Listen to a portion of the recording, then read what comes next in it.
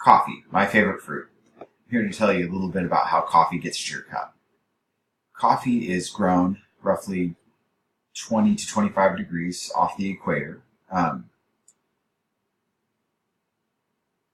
here to speak a little bit about the different origins, different styles of preparation, and different methods of roasting and such. So coffee, like I said, roughly grown 20 degrees off the equator from either side of the equator. It's grown essentially on a shrub or a bush on coffee plantations. Gets much of its flavor from the soil, the acidity, every aspect of the soil is going to give the coffee some different flavor. Like for instance, much of the coffee in Peru is grown on mountainsides of these volcanic mountains, and the ash has such a high pH that the coffee from that region is going to have a very acidic, very citrusy flavor to it. Whereas certain aspects of the soil in Kenya just give this wonderful, juicy, sweet berry flavor. Absolutely fantastic to see some of these places. I've never personally been, but I've always been very interested. Preparation. There's get to preparation here. So the preparation of coffee, there's a few different ways that it's processed. There's the wet process, the dry process, and the semi-dry process. Each one of these methods sort of, again, adds to the flavor of coffee. The dry process is just that. It's laid out on beds, like the one you see in the top left photo there, and it's left to dry until the water content's roughly, I think it's 10 to 12%. And at that point, the cherry is picked off the coffee and you're left with just the green bean. The wet process, it's processed with water and sort of ground through this, it's called a winnowing machine, and it, rather than letting it dry with the cherry on it, which gives it that more of a sweet flavor, the wet process tears the cherry right off and it's allowed to dry in just its husk.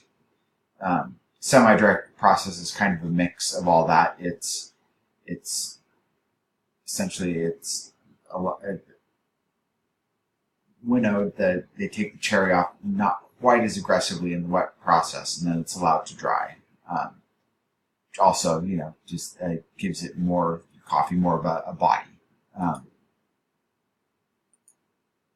Roasting, it's you're taking that coffee that's been processed and sort of had the fruit of the coffee removed, and you're left with the bean. It still has the husk on it, and like in this top left photo here, it's very green and doesn't taste very good. Doesn't do much of anything. You can't.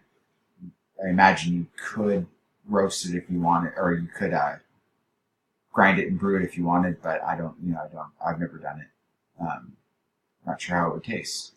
So coffee's typically there's a few different methods, but if you're buying it from the store, the main method is going to be the large coffee roaster. There's a ball or a drum inside, and that drum is heated up and applies even heat to the coffee bean, and sort of it caramelizes the sugar, which eventually gives it that brown color. So as you sort of move through the process, it's going to start to caramelize and it's going to start to crack, and it's where any remaining moisture that's left in the coffee just rapidly expels from it and just shoots the husk right off it, and the coffee is going to initially double in size with the first crack.